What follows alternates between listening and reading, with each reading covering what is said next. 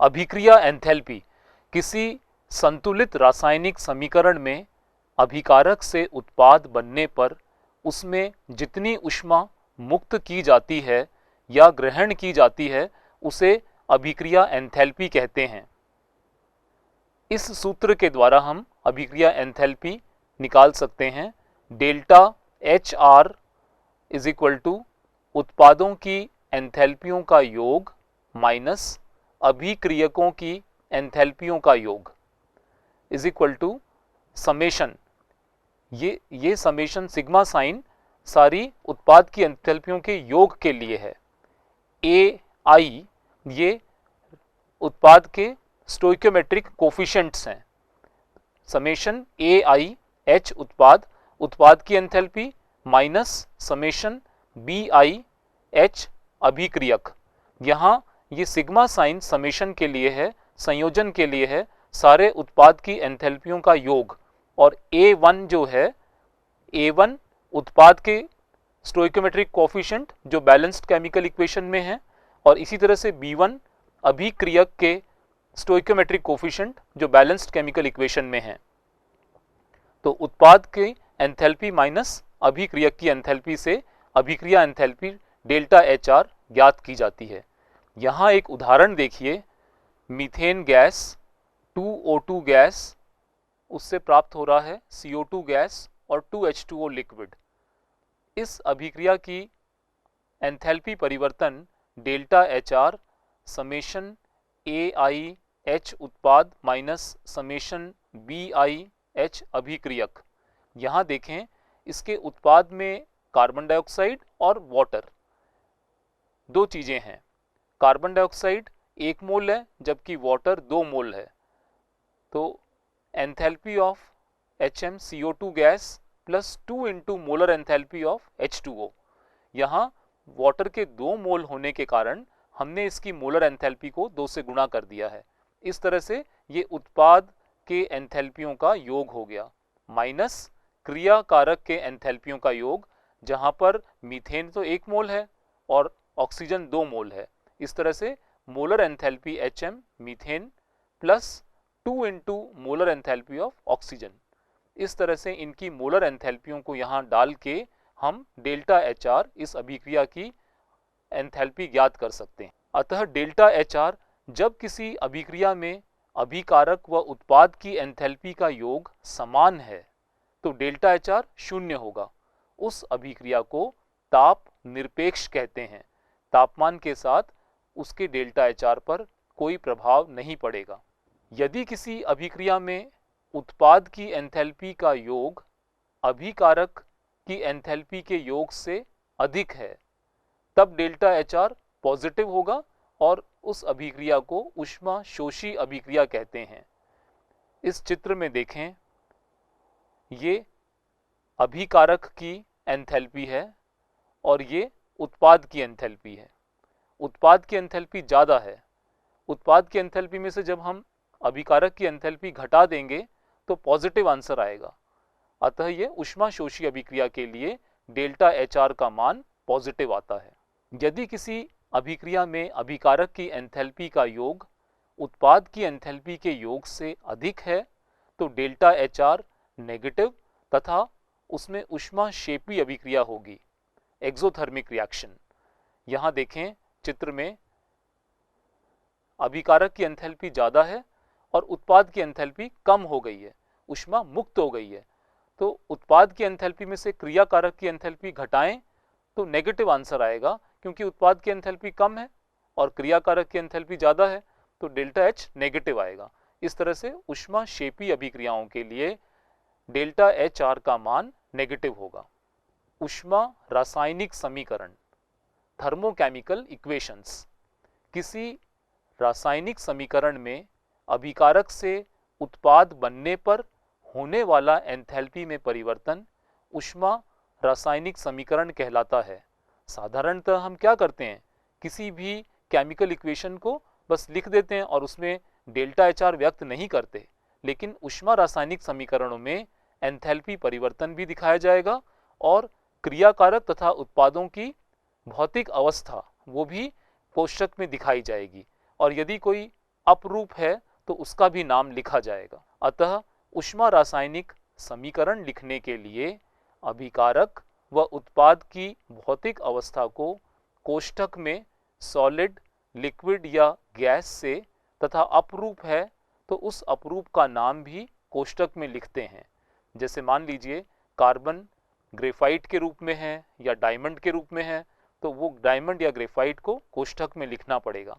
इसी तरह से sulphur, rhombic sulphur, monoclinic sulphur, sulphur liquid, vapour जिस भी अवस्था में है वह अवस्था हमें कोष्ठक में लिखनी पड़ेगी तथा एंथैल्पी में होने वाले परिवर्तन का मान भी लिखा जाता है तो संपूर्ण ऊष्मा रासायनिक समीकरण बनती है। यहाँ हमने एक उदाहरण लिया है, इसमें देखें nitrogen gas plus hydrogen gas से अमोनिया गैस प्राप्त हो रही है और इस अभिक्रिया का एंथैल्पी परिवर्तन delta HR minus 91.8 kilo joule per mole है। नेगेटिव साइन क्या बताता है कि ये ऊष्मा क्षेपी अभिक्रिया है, एक्सोथर्मिक रिएक्शन है।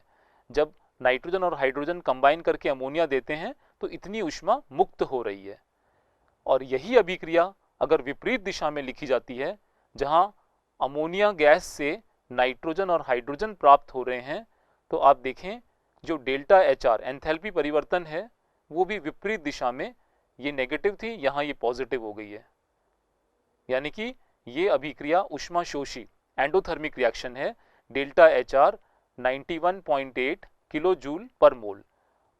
इसका मतलब ये हुआ अमोनिया से जब नाइट्रोजन और हाइड्रोजन बनता है तो इतनी मात्रा 91.8 किलो जूल पर मोल ऊष्मा प्रयुक्त होती है, अवशोषित होती है, ऊष्मा शोषी अभिक्रिया है। और जब नाइट्रोजन और हाइड्रोजन कंबाइन करके अमोनिया बनाते हैं तब ऊष्मा मुक्त होती है और वो एक्सोथर्मिक ऊष्मा क्षेपी अभिक्रिया है, उतनी ही ऊष्मा मुक्त हो रही है। हेस का नियम या स्थिर ऊष्मा संकलन का नियम। इस नियम के अनुसार यदि किसी रासायनिक अभिक्रिया में अभिकारक से उत्पाद बनने पर उस अभिक्रिया को किसी भी विधि द्वारा तथा कितने ही पदों में संपन्न किया जाए तो उस अभिक्रिया में उत्सर्जित या अवशोषित ऊष्मा की मात्रा समान रहती है, अर्थात उस अभिक्रिया में एंथैल्पी परिवर्तन समान होगा। हेस का नियम ये बताता है कि अगर हम कोई रिएक्शन A से B पे ले जा रहे हैं, हम उसे सिंगल स्टेप में ले जाएं या हम उसे कई सारे पदों के बाद A से B में लाएं, दोनों ही केस में ऊष्मा का परिवर्तन समान होगा। इस उदाहरण में देखें graphite carbon plus half O2, इससे CO प्राप्त हो रहा है और हमें इस अभिक्रिया की अभिक्रिया ऊष्मा ज्ञात करनी है डेल्टा HR। और हमारे पास ये दो समीकरण दिए गए हैं जहां carbon graphite solid state plus O2 gas CO2 दे रहा है, उसका एंथैल्पी परिवर्तन minus 393.5 kilo joule per mole है। और दूसरा समीकरण दिया है जहां CO प्लस हाफ O2 से CO2 गैस बन रहा है और इसका एंथैल्पी परिवर्तन minus 283.0 kilo joule per mole है। जबकि जो इक्वेशन पूछी गई है उसमें CO के लिए पूछा है। इन दोनों में से CO इस दूसरी इक्वेशन में आ रहा है और वो भी क्रियाकारक की तरफ, और हमें कहाँ चाहिए, उत्पाद की तरफ चाहिए। तो हम क्या करेंगे, इस सेकंड इक्वेशन को उलट देंगे, इसको विपरीत दिशा में कर देंगे, यानी कि CO2 से CO और हाफ O2 बनाएंगे। ये देखें यहाँ पे थर्ड समीकरण जो हमने इसको सेकंड को उल्टा करके लिख दिया है।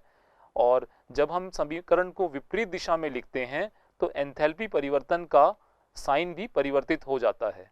यदि ये अग्र दिशा में एक्सोथर्मिक है तो विपरीत दिशा में एंडोथर्मिक हो जाएगी। यहाँ देखें CO2 गैस से CO गैस और हाफ O2 गैस प्राप्त हो गया है और इस अभिक्रिया का एंथैल्पी परिवर्तन पॉजिटिव आ गया है प्लस 283.0 किलो जूल पर मोल। इस रिएक्शन को हमने विपरीत दिशा में लिखा तो डेल्टा HR का साइन भी अपोजिट आ गया है। अब हमारे पास इक्वेशन 1 और इक्वेशन 3, इन दोनों से हम इक्वेशन जो पूछी गई है प्राप्त कर सकते हैं। तो इक्वेशन 1 और 3 को जब जोड़ेंगे तो आप देखें इसमें CO हमें दाईं तरफ मिल रहा है और वही CO हमें दाईं तरफ चाहिए, और इधर हाफ O2 यहाँ दाईं तरफ है और फर्स्ट इक्वेशन में 1 मोल O2 बाईं तरफ है, तो ये हाफ मोल O2 पूरा कट जाएगा और केवल हाफ मोल O2 क्रियाकारक की तरफ बच जाएगा। तो इस तरह से हमारे पास यहाँ हाफ O2 क्रियाकारक की तरफ बच गया है। तो C graphite plus half O2 gas और उससे ये CO गैस यहाँ पर प्राप्त हो गया। तो हमने क्या किया, पहली इक्वेशन माइनस सेकंड इक्वेशन, तो उसी तरह से फर्स्ट और थर्ड को जब जोड़ा तो ये फर्स्ट का एंथैल्पी परिवर्तन -393.5 और थर्ड इक्वेशन का एंथैल्पी परिवर्तन +283 है। इन दोनों से हमने delta HR of the reaction निकाल लिया। तो इस तरह से हेस के नियम के द्वारा हम विभिन्न रासायनिक अभिक्रियाओं का डेल्टा HR निकाल सकते हैं। हेस के नियम का महत्वपूर्ण निष्कर्ष यह है कि रासायनिक अभिक्रिया में अभिकारक से बना अंतिम उत्पाद में अवशोषित या उत्सर्जित ऊष्मा की मात्रा अभिकारक या उत्पाद पर निर्भर करती है तथा यह अभिक्रिया किस तरीके से संपन्न हुई है उस पर निर्भर नहीं करती। अर्थात यदि हम किसी एक अभिकारक से एक उत्पाद प्राप्त करते हैं, चाहे वह हम एक पद में प्राप्त करें या कई सारे पदों में प्राप्त करें, दोनों ही केस में अभिक्रिया एंथैल्पी परिवर्तन का मान समान प्राप्त होगा। इस चित्र में देखें, यहां हमने A से B रिएक्शन कराई जिसका एंथैल्पी परिवर्तन डेल्टा HR है। दूसरी बार हमने यही रिएक्शन A से C एक पद, C से D दूसरा पद और D से B तीसरा पद, 3 पदों में अभिक्रिया कराई। तो एक पद में होने वाली अभिक्रिया का एंथैल्पी परिवर्तन इन तीनों के योग के बराबर होगा। Delta HR is equal to delta HR1 plus delta HR2 plus delta HR3।